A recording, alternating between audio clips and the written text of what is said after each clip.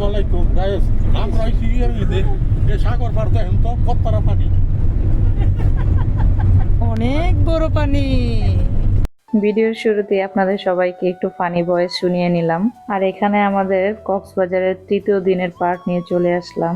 যদিও অনেক দিন পর পর কক্সবাজারের ভিডিওর একটি করে পার্ট আসে, কি করব বলেন, নিয়মিত ভিডিও দিতে পারি না, সারাদিন ব্যস্ত থাকি, কেউ থাকে না পাশে। আসসালামু আলাইকুম, কেমন আছেন সবাই? আশা করি সবাই ভালো আছেন।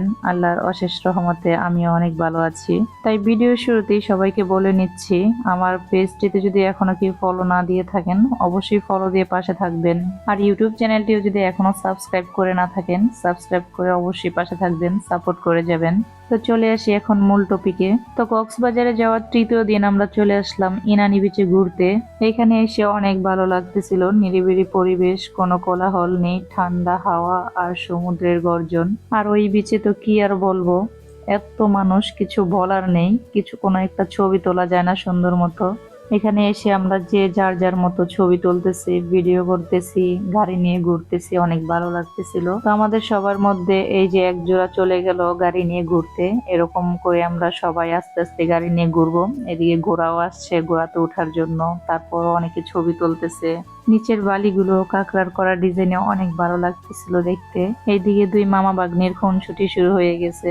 মামা দেশে থাকাকালীন মামার সাথে অনেক সময় কাটাইছে, অনেক খুনসুটি ছিল তাদের। এখন মামাকে অনেক মিস করে, মামা ও ভাগ্নিকে অনেক মিস করে। আমার মেয়ের দুই মামার সাথে অনেক খুনসুটি মামা ভাগ্নির। কোনো এক সময় এই ছোট্টবেলার মুহূর্তগুলো স্মৃতি হয়ে থাকবে, মামাদের সাথে যে কত খুনসুটি ছিল। কারণ বড় হয়ে গেলে মামাদের দেখলে তো তখন লজ্জা পায়। আল্লাহ বাঁচিয়ে রাখলে তখন এই ভিডিওগুলো দেখলে অনেক মিস করবে যে মামাদের সাথে কত ভালো মুহূর্ত কাটাইছি।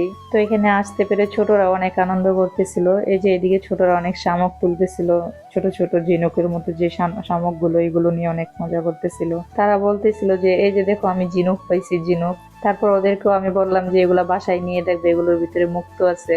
তো সবাই সবার মতো ব্যস্ত। আমার হাতে মোবাইল ক্যামেরা সব ছিল, তাই ক্যামেরাটা একজনের হাতে দিয়ে দিলাম, আর আমার মেয়েকে এদিক দিয়ে একটু ভিডিও করে দিচ্ছিলাম।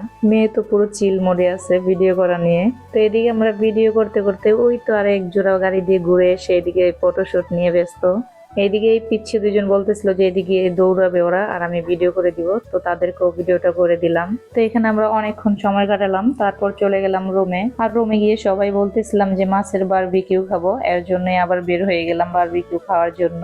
আর যাওয়ার পথে এই মাছগুলো দেখতে পেলাম, মাছগুলো দেখতে অনেক সুন্দর লাগতেছিল, এর জন্য একটু ক্যামেরা বন্দি করে ফেললাম। আর এখানে এসে আমরা সাগরের পানিতে কিছুক্ষণ পা ভিজালাম, অনেকক্ষণ দাঁড়িয়ে রইলাম, কথা বললাম, অনেকক্ষণ সময় কাটালাম, তারপর চলে যাচ্ছি বারবিকিউ খেতে।